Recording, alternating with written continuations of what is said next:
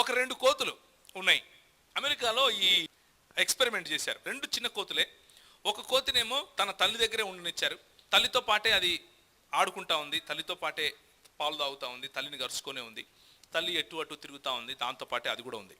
దాని పక్కనే ఇంకొక బోన్లో ఇంకొక చిన్న కోతి ఉంది. ఆ చిన్న కోతికి తల్లి కాకుండా తల్లి లాంటిదే ఒక స్టీల్ కోతిని పెట్టారు. స్టీల్ కోతి కోతిలాగానే ఉంటుంది, కానీ నిజంగా కోతి కాదు, బొమ్మ అంతే.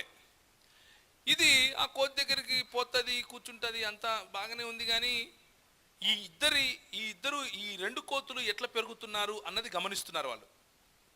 ఒక 6 నెలల తర్వాత ఈ తల్లి కోతితో పాటు ఉండే కోతి దగ్గరికి ఒక చిన్న రిస్క్, లేకపోతే దానికి నాకేదో జరగబోతోంది, ఏదో ఫర్ ఎగ్జాంపుల్ కట్టెతో అట్లా కొట్టారనుకోండి. కట్టెతో అట్లా కొట్టే ప్రయత్నం చేస్తే చిన్న కోతి ఏం చేస్తుంది తెలుసా? తిరగబడతా ఉంది. చిన్న కోతి ధైర్యంగా ముందుకొచ్చి మా అమ్మ వెనకుంది అన్న ధైర్యం దానికి, తిరగబడతా ఉంది. అదే తల్లి లేని, లేకపోతే ఈ స్టీల్ కోతి దగ్గర ఉన్న కోతి దగ్గరకు వచ్చి అంటే అది భయపడిపోయి అంతా ముడుచుకొని ఒక పక్క పోయి కూర్చొని ఇట్లా చూస్తూ ఉంది. దాని దగ్గర పోయి పట్టుకుంటా ఉంది, కానీ దాని దగ్గర ఆ వామ్త్, ఆ వేడి, లేకపోతే ఆ ఒడి లేదు. ఈ రెండిట్లో మనం ఏం నేర్చుకుంటున్నామంటే, నిజంగా సంబంధం వాడి సైకాలజీ, నిజంగా సంబంధం వాడు ప్రవర్తించే ప్రవర్తన వేరు, సంబంధం లేకుండా సంబంధం ఉంది అన్నట్లుగా ఫేక్ సంబంధం ఉన్నవాడి ప్రవర్తన వేరుంటుంది.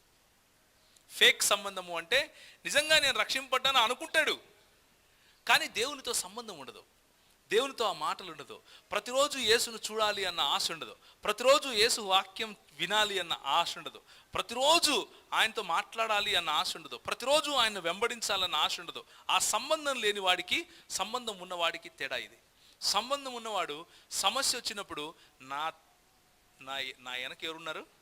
దేవుడు ఉన్నాడు అంటాడు.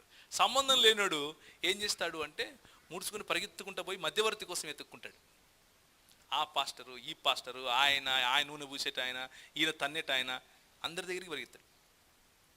ఎందుకంటే నమ్మకము దేవుని మీద కాదు, మధ్యవర్తి మీద ఉంది. నమ్మకం ఎవరి మీద లేదు? దేవుని మీద కాదు. ఎవరి దగ్గర ఉంది? మధ్యవర్తి మీద ఉంది. అది సమస్య. రక్షింపబడిన వాడు యేసుతో సంబంధంలో ఉంటాడు. రక్షింపబడిన వాడు, పిలువబడిన వాడు ప్రతి దినము పరిశుద్ధతలో ఎదుగుతాడు, ప్రతి దినము పరిపక్వతకు వెళ్తాడు, ప్రతి దినము యేసు స్వరూపంలోకి మార్చబడుతూ ఉంటాడు. దీన్ని ఏమంటారంటే రూపాంతరము చెందుట అంటారు. దేవుని వాక్యంలో చక్కగా రాశారు.